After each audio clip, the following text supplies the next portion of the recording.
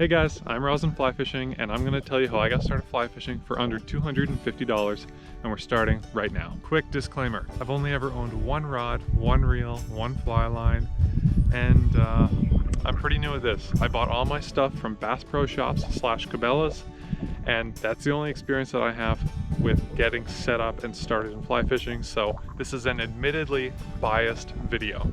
I got into fly fishing through some family that took me out to Racehorse Creek down in Crow's Nest Pass. Had a blast landing cutthroats on dry flies. I was hooked immediately. I had fished my whole life as a kid. That was the first time that I really appreciated fly fishing, and yeah, the rest is history. With that said, let's get into it. First, what's my rod? Cabela's Bighorn 5-weight 9-foot rod. That cost me $79.99. I then purchased for my reel a White River Dogwood Canyon DC56 is the code on it reel. That cost me $49.99. I decided to spend a little extra money on my rig on my fly line, and from everyone I've talked to, that is something I encourage you to do as well. Evaluate the fly line you want to buy. I went for something that was in my price range, but a quality fly line. And I spent $79.99 on a Scientific Angler's Trout Mastery weight forward 5-weight fly line. I'm happy with it, but it is meant for short to medium distance casting and is not great for long distance casting. So if you're interested in something else, please talk to your guys at your local fly shops. They will help you out with what you're looking for. Right now we spent 80, and another 80 is 160, and then 50 on the reel. So that's at 210. So you spend $5 and get yourself a leader, a 9 or 12 foot leader. You can buy a single leader for $5. You know, what size it is and what thickness it is kind of depends on where you're fishing. If you're fishing small stuff, if you're fishing the Bow River, you want something a little thicker. Spend another $5 on a spool of tippet, again, sized appropriately to what you're fishing. So right now we're at 220 bucks. So what else? Flies. You could easily go and spend 10 to 15 bucks and get 5 flies that will kill for you on Stillwater, small rivers, and the Bow River, and I'll talk about those at the end of the video, so stay tuned for that. White River makes a really cute small fly box, and when you're just getting started, it's all you need. You could probably use that for your first year of fly fishing, unless you're buying a massive amount of flies. And that's a $5 fly box, and I'll put a link to that in the video. You can spend $2 and get some BB-sized split shot. That's something that'll be important if you're nymphing deep in the Elbow or the Bow River. You need that split shot. You can spend another 5 to 10 bucks on airlock indicators. Do not spend your money on any other indicators. Most of them are crap, except for New Zealand wool, which I don't have experience with. Now, I should talk about the quality of the stuff that I bought. I have been really happy with my Cabela's Bighorn fly rod. I have put it through the ringer, man. I have gone fishing many dozens of times. I have smacked this thing against concrete pillars on Bow River overpasses. I have dropped it. I have dug it through the mud, the point through the mud by accident multiple times. This rod is robust. It is not the most accurate. It is not the smoothest to cast, but it will catch you fish. And it's robust, so, you know, take it as you will, decide what you want to do based on your budget, based on what you're trying to achieve with your fly fishing. You could spend an unlimited amount of money and get amazing gear, and it's out there, it exists, but I did it on a budget. If you are budget conscious, this is a great rod. Same with my reel. You know, my reel has performed well for me. The drag system works just fine. I've been catching fish on it, small fish, big fish. I've had no problems with it. It makes a really nice sound as the fish pull the reel. My fly line is the third thing that I really think you care about quality, and that's the one thing where if I had more money, I would probably get a slightly better line for long distance casting, given that I've been fishing the Bow River a lot more lately. However, it is sufficient and it's catching me fish, and it's got a really smooth cast for short to medium casts. This fly line has been perfect for me, and I'm really happy with it. It is worth spending your money on a quality fly line when you go fly fishing. So now what we need is to put some flies in that fly box so that you guys can catch some trout or whitefish if we're talking the Bow River or the Elbow.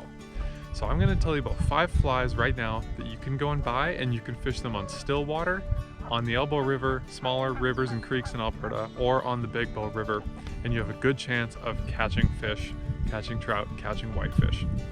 So the first fly I'd recommend is a size 18 to 22 red zebra midge. This is a staple food source for trout and other fish year-round, and it's just a good go-to fly to do some nymphing. The second fly I would recommend is a black leech. Could be balanced or unbalanced. I like balanced black leeches. We're talking size 8 to 12 here, and again, we're fishing that nymph style, and that's also a staple food source in Stillwater and in moving water in Alberta for trout. Third fly is more of a personal preference thing, and for me that's a pheasant tail nymph.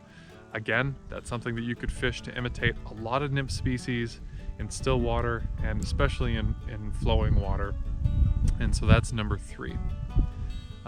Fourth fly, if I had to give you a single dry fly that you could throw that when there's a hatch on, when fish are rising in Bow River or Stillwater, that would be a size 14-16 elk hair caddis in black or green, and that will imitate a good amount of the winged insects that trout like to rise for in Alberta. The fifth fly I would recommend, my new favorite fly, which is very similar to the well-known red wire worm that kills on the Bow River, but it is a orange-brown hybrid steely worm, which is something that I call a red wire Reese's Pieces.